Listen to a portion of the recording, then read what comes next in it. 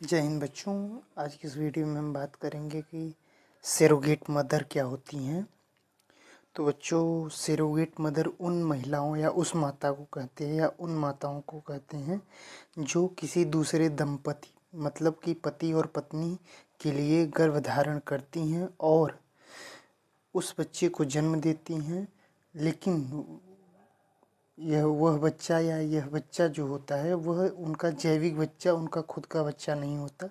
इसे हम ऐसे भी बोल सकते हैं कि जो दंपति किसी अन्य दंपति के वह महिला जो किसी अन्य दंपति के लिए गर्भधारण गर्भ वो महिला जो किसी अन्य दंपति के लिए गर्भ में भ्रूण को धारण करती है, भ्रूण को विकसित करती है और उस बच्चे को जन्म देती है, उस महिला को सरोगेट मदर कहते हैं। मतलब जो महिला किसी अन्य दंपति के लिए गर्भ में भ्रूण को धारण करती है और उस बच्चे को जन्म भी देती है, उस महिला को सरोगेट मदर कहते हैं।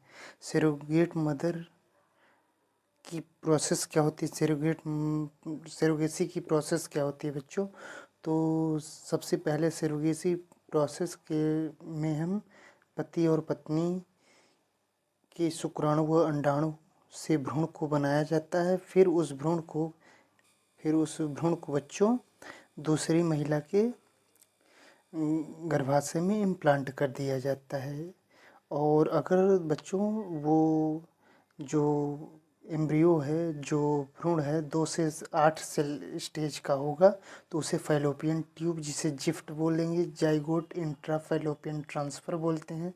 और अगर वो 8 सेल से ज़्यादा स्टेज या ब्लास्टोसिस्ट अवस्था में है तो उसे हम यूटेरस में ट्रांसफ़र करते हैं, जिसे हम इंट्रा यूटेराइन ट्रांसफ़र कहते हैं। बच्चों, सरोगेसी के टाइप की बात करें तो सरोगेसी 2 टाइप की होती है। पहली होती है जेस्टेशनल सरोगेसी, दूसरी होती है ट्रेडिशनल सरोगेसी।